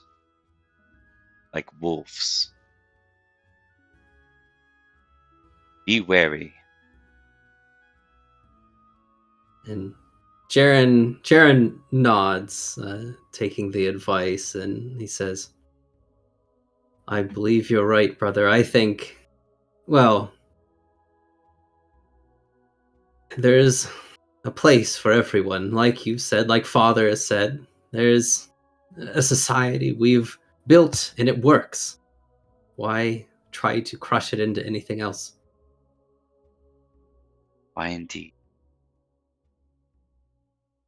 Those born of such a sin, they are more prone to it, much like the heathens we fight.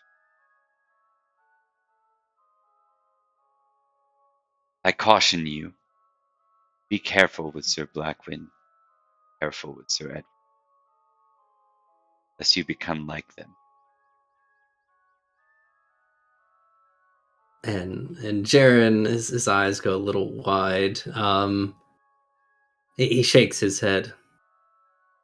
"You don't have to worry about that, brother. I know what I want and what I want out of Sir Blackwin, and you don't have to worry about me. My loyalty is to you, to the family, and I will come back soon as a knight, and I can get started on building our glory up farther past than what it is now."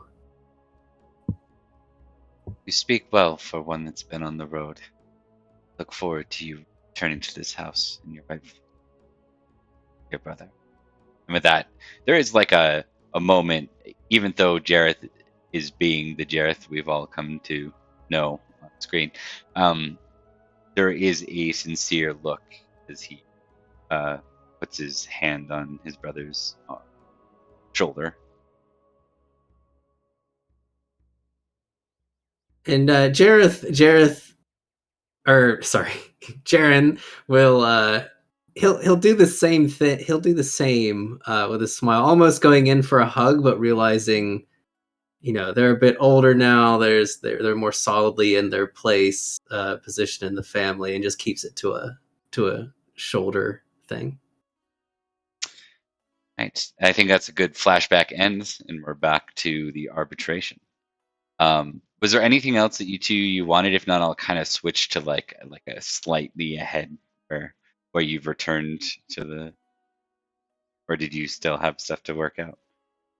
I'm pretty sure Edric has figured out the narrative he wants to sell, but Edric is also extra. I would like to quickly roll a composed check to make a piece of poetry detailing how innocent I think that the Knights of Salisbury are. All right. That's an interesting swing. I'm famously good at poetry. Okay. What else are you famously good at, by the way? Composure, my love of family, my energy for some reason, my intrigue, and my appearance. Okay.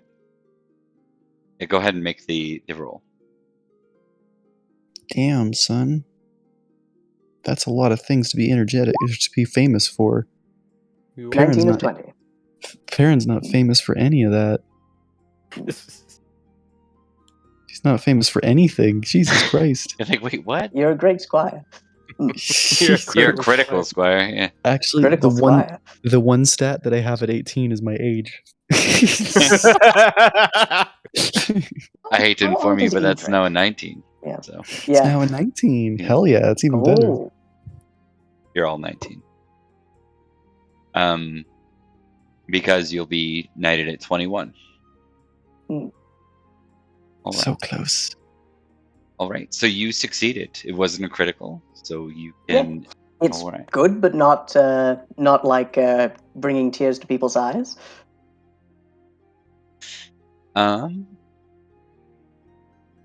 Why don't you both roll? We're gonna get you to roll off on courtesy, Kristen, and All right.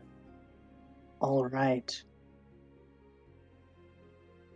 I'm assuming you're both representing your houses separately Yeah. in this. Yes. Yeah. Mhm. Yeah.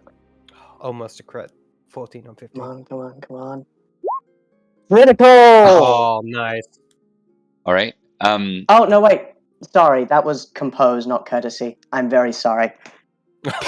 What was the natural roll? That Oh, would've that been would be a. a The fumble, natural right? roll was 19, so it's 19? not a fumble. Okay. I'm going to re-roll courtesy. Very sorry about that.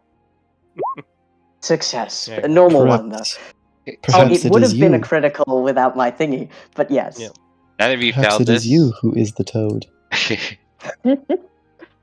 Neither of you failed this, but in your return, you notice that Florence, whether by accident or on purpose, maybe we'll hear from Mark on which of this is the case, is the first back in, so they actually call in House Idmiston to speak first. Mark, was that on purpose, or was that Florence wandering his way into that on accident? I think it's, if anything, I think it'd be funny if they were kind of at the same time. It's just they saw Florence first. Yes, Yeah. exactly. Florence Kinda is glowing slightly slightly. more eye-catching, yes. It's like there's a bright light, but there's a slightly brighter light in front of it. Yes. All right. Sir Verbius says, "Have we come to Sir Idmiston? Sir of Idmiston." I don't think he'd say that because you're not a sir. No, sorry, Yes. yeah. House of Idmiston, have you come to your rebuttal? Yes, I have indeed. I dare say in this matter, the House of Ibsen chooses to deny these allegations. I could not imagine my dear brother ever taking part in such a thing. He is a noble man, a noble knight, who holds these virtues of chastity highly to him. After all, it is not like he would like to create more of the unfortunate people who bear his guilt and sin. But it is through God we all find our forgiveness, and my brother has found that forgiveness. Though a slightly different faith to the rest of the family, he still bears it righteously and honorably. He would never do something such as this, and to put such a thing onto my house and onto the county of Salisbury is surely a slander of high regard. However, it is my responsibility as a Christian to forgive such slanders, so it is to you I say, I forgive your transgressions. Guy. I'm gonna fucking kill him. Wonderful. I Not if he love gets himself Florence. killed first. People are shooting at it with arrows, and he's like, Air deflect. Yeah, just soccer falls every time. So Yeah. So at this point, the floor looks a bit stunned. Every looks like he's about to speak up, and his dad pulls him aside. And then Sir Verbius, all the attention of the court looks over to House Winterbourne Stoke. And what the say scion how? of Winterbourne Stoke smiles. And Oh, sorry, what- you go. Yeah, and what say House Winterbourne Stoke in this? For with House Idmiston denying such crimes, one would look next to the only other that stands on trial here. One would, Perhaps. But as we spoke, it occurred to me, it is unlike either of our relatives to do such an act. It is unlike Goratrix, and it is unlike any knight of Salisbury. I do not believe that this action was comported by a member of your brotherhood, and he points towards like the knights, and he says, and I believe that instead, and it is with deepest regret that I say this, that tempers may have run hot in the aftermath of a deep, deep tragedy and the Saxon raid on Humblecreek Manor. I believe that it is the Saxons that are to blame for this, and not indeed knights of good standing, friends, indeed, to the son of King Uther. I cannot imagine it, but I can imagine, well, the raid resulting in terrible, terrible tragedy. And for that, to the Lord of Humblecreek, you have my sympathies. But I do not believe that either the House of Idmiston or the House of Winterbourne Stoke is to blame. Sir, Indeed. Oh, sorry, you go. there's a bit of a gasp in the court at this point, and Sir Verbius is, I wish to be clear with this before we allow the accuser his right in turn to speak. Both houses that stand accused would wish to deny involvement and risk the call for blood to be shed. Categorically.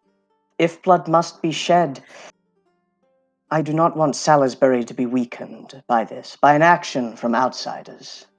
But I cannot countenance either the House of Idmiston, a noble house in good standing, or the House of Winterbourne Stoke to have done such an action. And for us to be punished, for us to be weakened, yes, I deny it. Indeed. It is fortunate if such a thing is to happen. But if it is, it shall happen in the eyes of God. May Christ have mercy on us all for what may take place in it. But know that God's justice will be handed down. Through the blood of Yes. Christ we are freed. and Edric says, yes, that. Actually, he would say, Florence would, of course, because he's a dick, would say, per sanguium Christi prevalenus. Through Christ's blood we prevail. So, all right. So, that last piece, go ahead and give me an intrigue roll there, Mark. See how that works out for your boy. All right. Let's go. Leave it. Fail. Oh. Now, House of Mistin is not, remind me of their relation to Roman Christian. I know Florence is. It's They through are. his mother's Yeah, side? the house is. Yeah, I think it'd be through his father's side. The house is Roman Catholic. It always has been. Right. Okay. They're yeah. It's just Edward is British Catholic by choice because he's not technically kind of part of the house. It's a weird thing. Yeah. Well, It British Christian's is a the weird most thing. prominent amongst you, so it'd Yeah. actually be fairly common. Probably, The reason, yeah, the reason Florence's family is Roman Catholic is because they stayed true to the Pope, and what was the time? It was when the king changed the faith. They stayed true to to the Roman Roman Christian. Catholic, Yeah. and rebelled against it. Right, and that was during the Vortigern stuff, I believe. Exactly. All those- Yes. Okay. Yeah, because I remember that was like an actual switch. Yeah, so most of the people, I think your family's take on that is everyone else left it, but this is the rightful, like, historical. yeah. Like... All right. That roll was to see if you impress Sir Verbius with that. Beyond like a simple, but he also isn't like bothered by it. It wasn't a fumble, so it's not like he's like he. I'm gonna say he makes a point of going like very like there is a bit of being impressed, but not so. It's more pomp. Yeah. He's not actually impressed. So that's how we'll play it out. This boy's vibes, they aren't entirely rancid. A take I'm sure Megan would disagree with. Megan's a friend of the show, for all that might not get that. We shall and just absolutely loves characters like. Such a fan of Sir Jareth. So at this point, Sir Verbius turns and says, "Well, we've heard from those who stand accused. By right of the accuser, Sir Hero, it is your choice. You can continue with this, and we can prepare for a longer night." I think the camera pans in on Sir Jiren to that effect when you hear for a longer stay. Yeah, you can see the eye rolling, except without the eyes actually rolling. It's just his face. Yeah. You can just see like the weight of doom pressing down. And then it pans back and it says, "Or you may call for an end, as you know the stakes." And Sir Hero says, "Very well.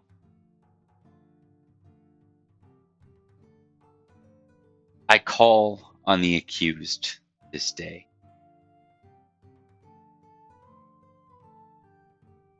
I will petition the king, King Uther, and I will prepare for a champion. We will settle this with swords in front of God." Oh shit. Unfortunate. But Edric knows guard tricks. He's got it. Make an intrigue roll, both of you too. I think I know who he's going to challenge. Jarren's looking around like, what exactly does that mean, and can he get his sword? Just critical intrigue. Is that a flat intrigue, or is that with a bonus? That is with a bonus. I rolled a natural 17. And what's the +3 from? It's a plus 10 because I got a 15 in intrigue.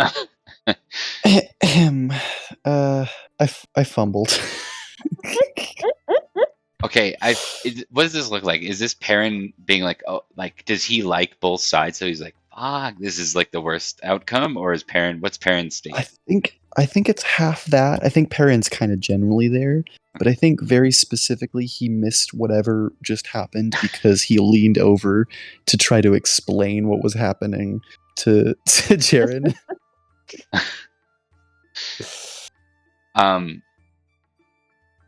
Okay, how does it come off as a fumble?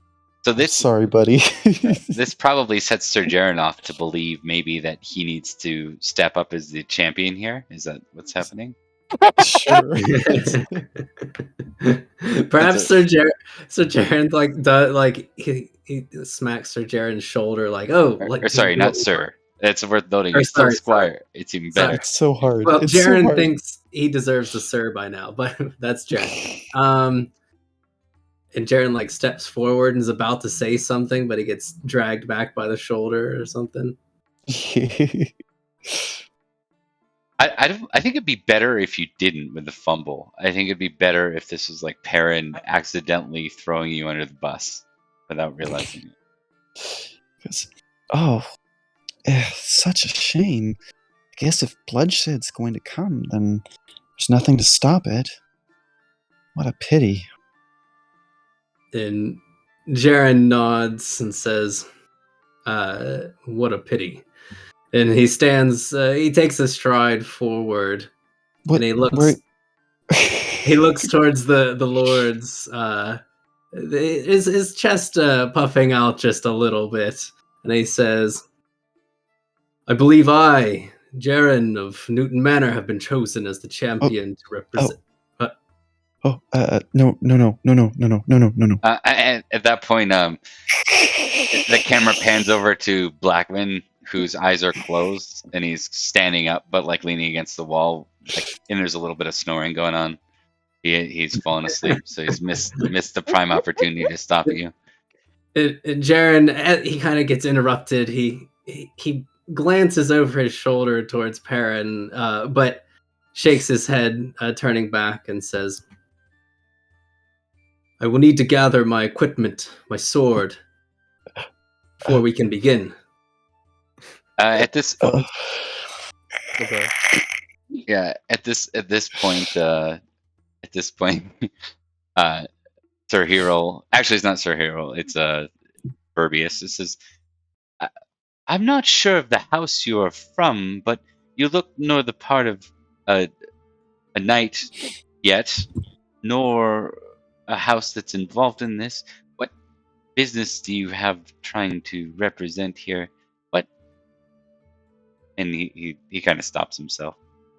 "Go ahead, speak, my boy." Fuck. And I use my looks- critical intrigue to. Sorry, you go.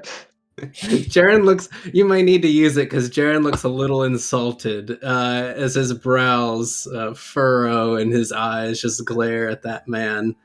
I would like to use my critical intrigue, and just like bringing out a piece of paper which Florence would be able to see is empty. He is just going to read out the poem that he earlier successfully made. "A house so true, with heart so stout, honor and valor is what they're about. With sword arms so mighty and head so forthright, they are the essence of what makes a knight. For this accusation to be true, the world must be wrong. For they are as kind as the day is long." And like as people are like looking, like even in confusion, he's like with his left hand, just like sit back down towards Jarren. Lawrence is just going to come over and place a shoulder on Jared's Jarren's Jarren. Jarren? Yeah, Jarren. Yeah. Jarren's arm and go, "I do appreciate the sentiment, but I think our houses can handle this matter. Thank you, though." Perrin has head in hands, just horrified for this man. Secondhand embarrassment to an extreme degree. As the situation looks to be kept in hand, Edric will just breathe a sigh of relief and then go, "Knights of Salisbury, hear my plea. You are men of Logres, champion of duty." And as everything is sorted out, he like puts the empty piece of paper back in his pocket and like. And Jarren looks baffled at this point. He's like looking around, eyebrows are quirked every direction. He nods slowly, not fully understanding to Florence as he's led back to a few steps backward. And he just stops talking at that point. He's looking around, wondering what's gonna go next. Well, just moves back to. Oh god. Perrin will just kind of like, when he gets a chance, find Jared and just go, I like you a lot. Though for future reference, I think you might need a little bit of coaching in terms of certain signals that come from the court. I'm still rather confused on what just happened, but my sire hasn't taught me much about these courtly things. Perhaps I could use some help there, yes? I can tell. But you know what? That's all right. I like having new friends, and if you're willing to have me as one, I would be happy to. I would be happy to help. Of course, yes. Quick question: When is the duel? If it's not right now, because I cannot stay here this long. Oh, well, word will have to be sent to the king, and then after word's sent to the king, then word will have to send to Edward or Gortrix, whoever is chosen, and then they'll have to travel here. Probably a few months' time. As Jarren goes on, you can see Jarren's face just slouch. His normally upright body just sort of slouches a bit as it's slamming down on him. The reality of how long this is going to take. Well, there's good news. Because it'll likely take so long, we'll likely be able to travel and do whatever in the meantime, and then reconvene once the blood's to be shed, unfortunately. Suppose at least there's that. I have to speak with my sire on what next we do. Your sire, what house is he from again?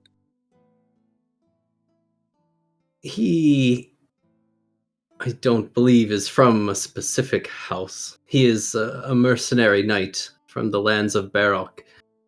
He's one of the Saxons, or one of the ones that don't raid all the time. He is? That's fascinating. I didn't even know that was a possibility. What's he like?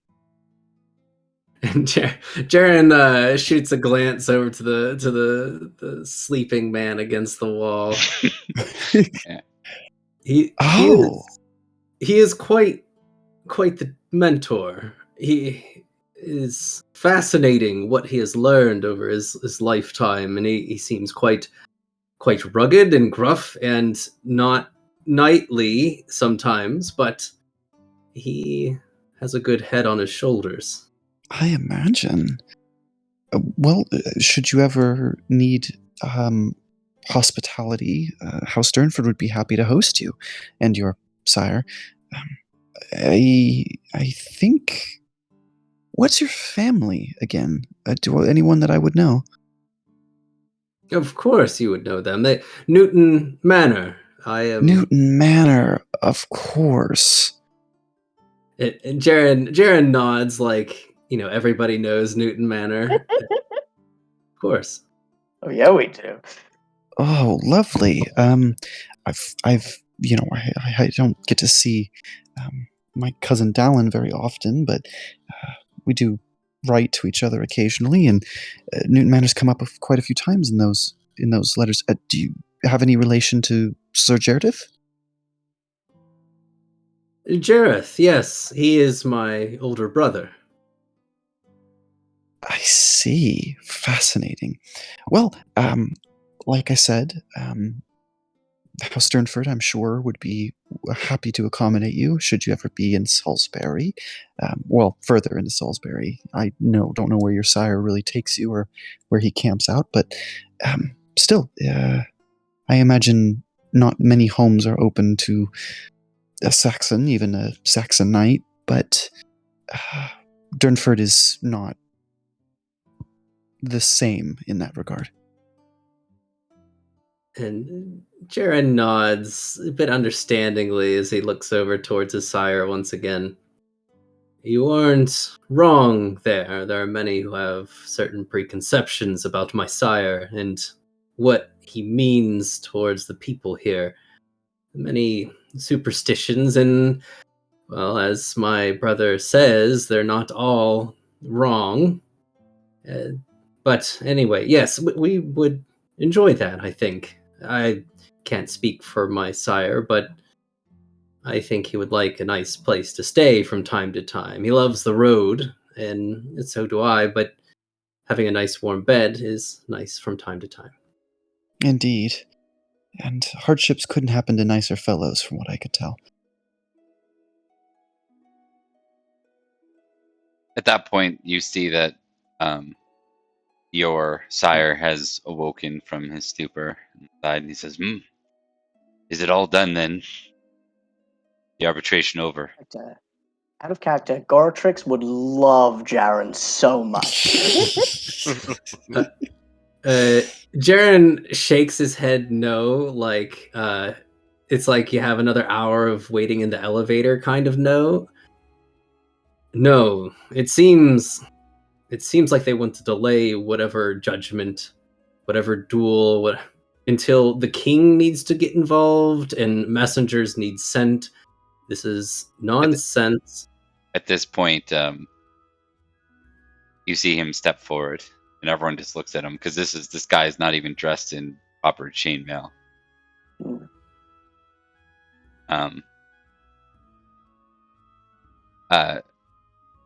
The Roman knight who's arbitrating looks over everyone, looks to him and says, "Sir Knight, you stand before the court. One who was not directly involved. Are you the sire of this here Squire Sir Jiren, Squire Jarren of Newton Manor?" He nods. "I suppose that's right. Listen, I hear that this has come to a matter of trial by combat. If that is the case, we ride to Lozenap to speak with the king for other reasons." And they look at him and they say, You speak to the king?" He says, "Well, not directly, but we will be there. Allow us to be the messengers." There's kind of like whispers on both sides. And at that point, Humblecreek Manor steps forward, Lord of Humblecreek Manor, Sir Hero. "I accept this offer, for we know of the house of Newton Manor." And then the eyes all turn to someone to speak on behalf of Salisbury.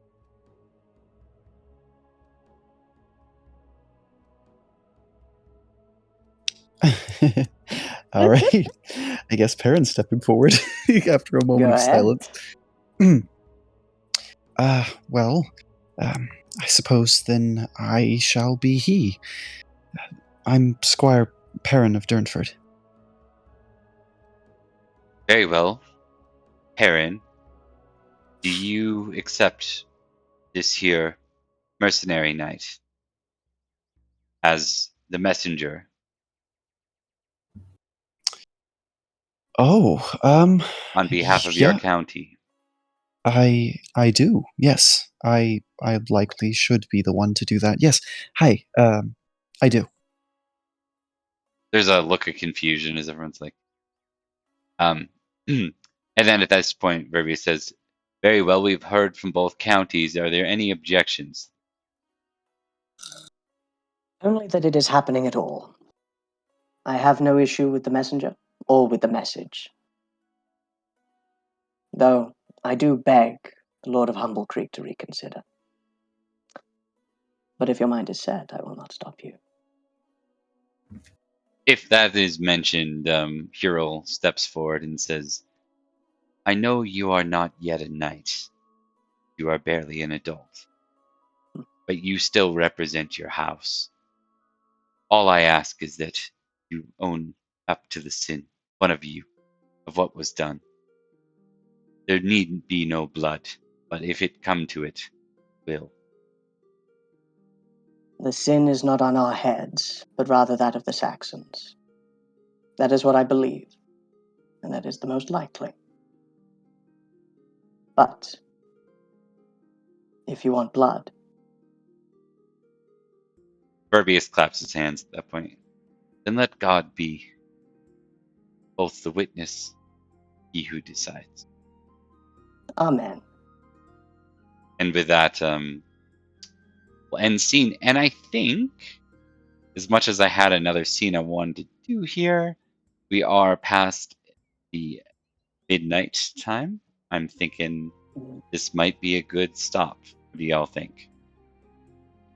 I'm down with keeping going, but yeah, it is late, especially for the American peeps. It's up to you guys. I made a situation happen at work, so I don't have to be in so early tomorrow. So What about Liam? That sounds like you're admitting to something. That is such a bummer for me because I would love to stay further, but unfortunately I have a very long drive I have to make in the early AM tomorrow. I so thought that might be the case. So why don't we do the Rapsies? We've got lots of time and we don't have as much introductions for the next session. So in the next I'm session... sorry, Zach. No, I no. wanted to have more Zach time. Oh, No. it's fine. It's fine. We'll get some more. It's not the last one. Yeah, we'll coordinate on when the next session is. It's likely next week, but we'll go ahead and we'll confirm. It might be the week after. I'm fairly flexible, so whatever we got to do. So thanks everyone for watching. Hope you enjoyed the episode. We're gonna go ahead and do some quick shout outs. I'm Bob. I don't really have anything too much to add this time, other than to say you're getting a glimpse at some of the characters that will be the start of our official 485 campaign, the heads of the house. Well, verdict's still out on whether anyone will like them more or less than the other characters, but they'll still bring a joyful laugh and heart, I think, to any of our viewers. And I'll kick it down to Thomas.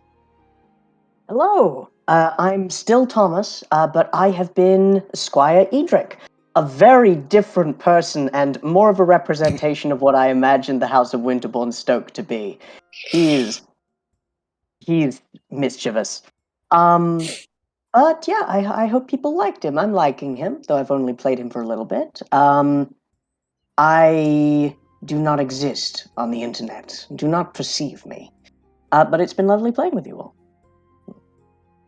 Kick it down to Mark. Down to Mark, yeah. Oh, hello, I didn't see you there. I was just checking out our handy-dandy Discord. By the way, did you know we have a Discord? Come check us out! I think the link's somewhere on, like, either the YouTube or the Twitch somewhere. I'm sure they'll be able to find it. Yeah, come join us. We do, like, random memes and shit posting and other stuff like that, and you get a helpful reminder whenever we start streaming. So yeah, I have been Mark, and I have been playing not Sir yet, but Florence, the shining Lord of House Edmiston. And yeah, hope you guys had enjoyed today's episode. And Liam. You know, one of these days, Mark, I'm going to remember that you do that, and it's not going to catch me off guard and delight me so much. Hi, everybody. I'm Liam. I was not Sir Dallin of Durnford this session. I was Squire Perrin of Durnford. You can follow me at Twitter, on Twitter, at Darth Coakley. I say funny stuff sometimes. I have a YouTube channel that I've been posting some tabletop RPG stuff, and I got a big project in the works for that one that I'm excited about. That will also be Darth Coakley soon. And yeah, I enjoy the hell out of this game. I'm so delighted to have such wonderful faces joining us. And speaking of wonderful faces, we're going to go over to Zack. Zack, thanks so much for joining us, and looking forward to continuing Sir Jarren's little journey here through this, or Jarren's little journey here through this. Is there anything you wanted to shout out? Anything like that? Oh, no, other than thank you for having me. It's been a blast. I've been watching the show, and having the opportunity to jump into your own show that you're watching is kind of surreal, kind of weird and very amusing. But yeah, no, it's great to play. I play Jarren of course of Newton Manor, the best manor with the best older brother. And yeah, I don't really do social media a whole lot, not in anything of notice anyway. So yeah, I'm just a human for sure, just like you. I believed you until you said that. I'll be sure to, obviously, our Obsidian portal has a lot of the names that we've been throwing up today. If you're a little confused just by the sheer amount of new characters on the screen, I did my best to throw in some cards to help that along. But I'll fill the rest out through the Obsidian portal, and I'll see if I can get some cards up for the continuation of this. In this continuation, we are going to be moving away from our lovely squires, who will be allowed to return to Salisbury, but we're going to be following instead our OGs, Edward, Dallin, and Goratrix, as they head to a wonderful feast with the Count of Salisbury, who's all of a sudden taken some sort of interest and made immediate emergency plans to change his plan to actually run an Easter Court in Sarum, and has set his sights due north, heading for the royal court for some strange reason. If there might be a hint to that reason, we'll note that the fellowship of the bride is still underway. So our betrothing party is about to continue full force, this time with the count involved. Indeed. I got a letter from my cousin. It just says, shut up and do nothing. Not sure what that means. Clearly, I'll ask people what this might mean and deliberate Exactly. out loud. Yeah. Just says, don't say anything ever. All right, I everyone. mean, does he want me to become a monk?